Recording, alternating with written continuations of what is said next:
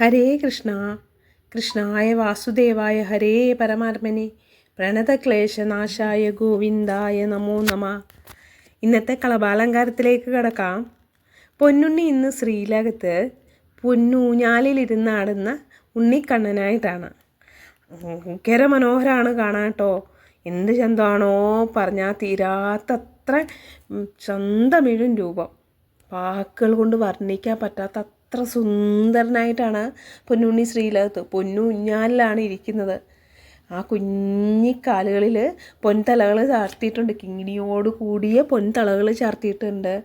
പൊന്നരിഞ്ഞാണം ചാർത്തിയിട്ടുണ്ട്. അരിഞ്ഞാണത്തേന്ന് ഇങ്ങനെ മണികൾ ഇങ്ങനെ ഇങ്ങനെ അരിയിലേക്ക് പറ്റിച്ചേർന്ന് കിടപ്പുണ്ട്.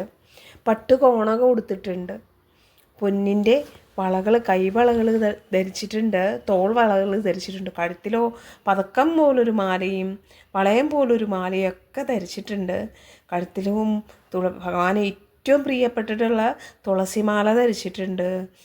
തെറ്റിയും തുളസിയും കൂടെ ഇലകലർത്തിയിട്ടുള്ള മാല ധരിച്ചിട്ടുണ്ട്. സ്വർണ്ണ ഗോപി ധരിച്ചിട്ടുണ്ട്. കാതിലോ പൊന്നിൻ്റെ കടുക്കൻ ഇട്ടിട്ടുണ്ട്. പൊന്നിൻ കിരീടമണീശ് അതിൻ്റെ മുകളിലോ മയിൽപ്പീലി ചാർത്തിയിട്ടുണ്ട്. എന്ത് ഭംഗിയാണ്! നിങ്ങളൊന്ന് ഓർത്ത് നോക്കിക്കേ.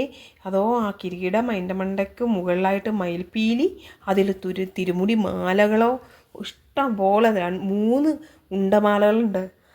വിധാനം പോലെ നിരവധി മാലകൾ.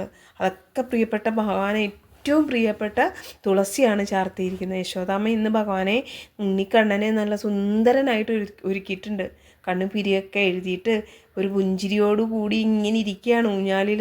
പൊന്നൂഞ്ഞാലിലിരുന്ന് ഇങ്ങനെ ഊഞ്ഞാലാടാൻ തയ്യാറായിട്ട് ആ കുസൃതി കുറുമ്പൻ ഇങ്ങനെ ഇരിക്കുക. എന്ത് ഭംഗിയാണ് കാണാൻ! കണ്ണാ, നിന്നെ എത്ര കണ്ടാലാ മതിയാവുന്ന ഗുരുവായൂരപ്പ കൃഷ്ണ ഭഗവാനെ. കണ്ടിട്ടും മതിയാവുന്നില്ലല്ലോ.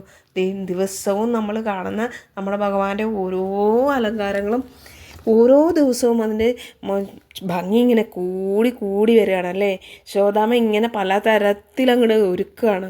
മതിയാവോളം കണ്ണനെ ഒരുക്കിയാൽ മതിയാവില്ല അത്രമേൽ മനോഹരമായിട്ട് ഒരുക്കിയിരിക്കുകയാണ്. നമുക്കപ്പോൾ മാനസ പൂജ ചെയ്താലോ? ഹരേ കൃഷ്ണ പൊന്നു ഗുരുവായൂരപ്പ. നമുക്ക് ഭഗവാന് നെയ്ദീപാരതി ഒഴിയാം.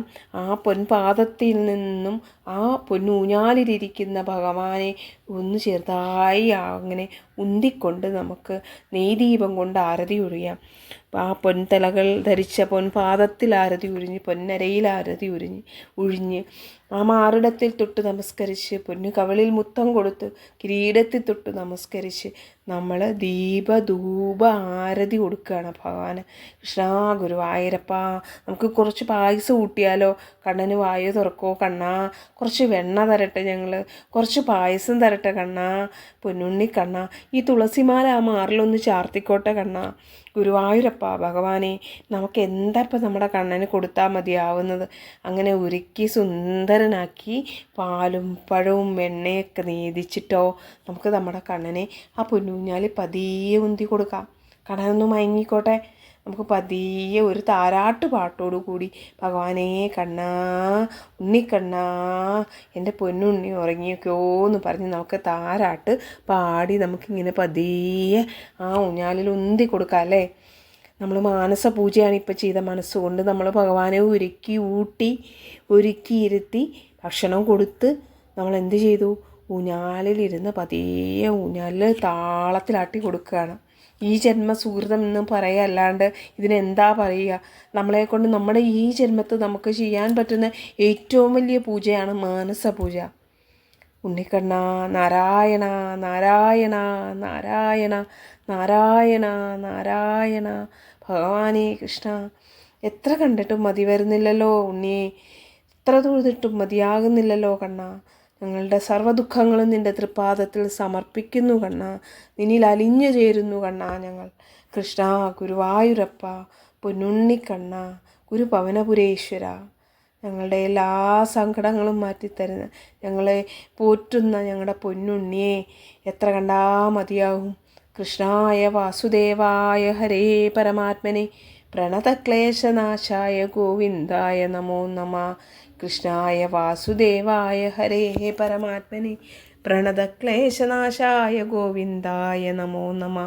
കൃഷ്ണായ വാസുദേവായ ഹരേ പരമാത്മനെ പ്രണതക്ലേശനാശായ ഗോവിന്ദായ നമോ നമഃ.